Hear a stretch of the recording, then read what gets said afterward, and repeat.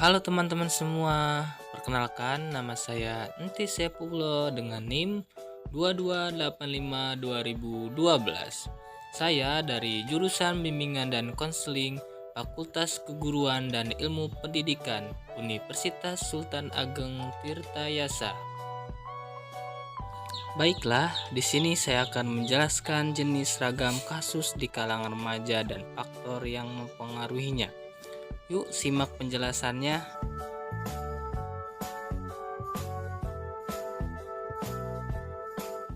Baiklah, di sini saya akan menjelaskan 6 kasus di kalangan remaja. Yang pertama, yaitu penyalahgunaan narkoba. Yang kedua, pernikahan dini. Yang ketiga, seks bebas. Yang keempat, bullying. Yang kelima, bentuk tindak kriminal. Dan yang keenam, perilaku menyimpang.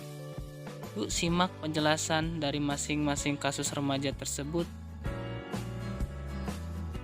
Yang pertama yaitu penyalahgunaan narkoba. Nah, penyalahgunaan narkoba merupakan penggunaan obat-obatan terlarang yang menyebabkan timbulnya kecanduan bagi orang-orang yang mengonsumsinya.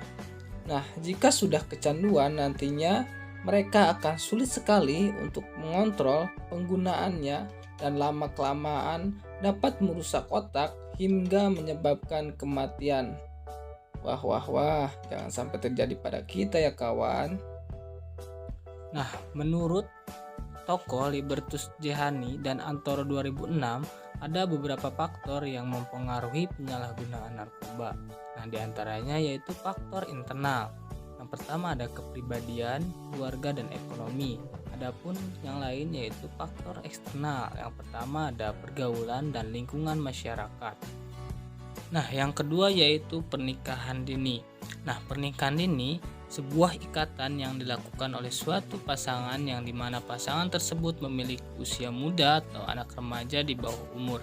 Biasanya pernikahan dini dilakukan oleh anak usia remaja yang berumur di bawah usia 18 tahun. Nah, adapun beberapa faktor yang mempengaruhi pernikahan dini diantaranya tingkat pendidikan responden, tingkat pendidikan orang tua, dan masalah ekonomi keluarga. Nah, yang ketiga yaitu seks bebas, di mana seks bebas diartikan sebagai hubungan seksual yang dilakukan oleh seorang laki-laki dan seorang perempuan di luar ikatan pernikahan. Nah, adapun faktor yang membuat seks bebas yaitu berkembangnya media sosial dan internet pada zaman sekarang terkadang disalahgunakan oleh para masyarakat, terutama kalangan remaja. Kurangnya dalam memperdalam agama remaja termasuk masa labil di remaja tersebut. Nah, yang keempat adalah bullying. Bullying adalah suatu perilaku negatif yang dapat merugikan korbannya, baik secara fisik maupun psikologisnya.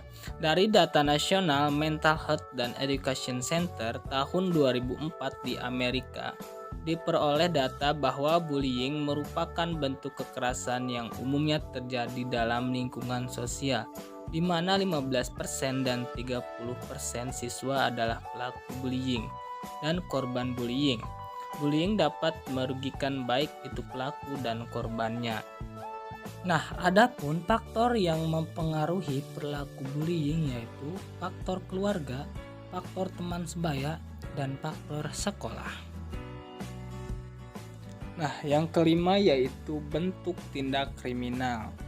Nah, beberapa bentuk tindak kriminal di Indonesia ini juga yaitu satu, tindak kriminal fisik, yang kedua yaitu tindak kriminal mental dan jiwa. Adapun faktor yang mempengaruhi yaitu yang pertama saling mengejek dan yang kedua yaitu iri hati. Yang keenam yaitu perilaku menyimpang. Adapun bentuk perilaku menyimpang yang pertama yaitu seks di luar nikah, balapan liar, pencurian, meminum minuman keras, hingga mengonsumsi narkoba. Adapun faktor yang mempengaruhi yaitu yang pertama ada faktor keadaan dan kebebasan dari orang tua. Kedua ada faktor pergaulan anak remaja yang kurang baik. Yang ketiga ada faktor ekonomi, yaitu menjadi pelampiasan ketika stres.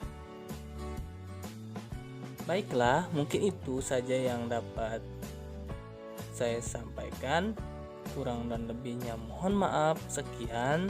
Thank you for watching teman-teman. See you next time.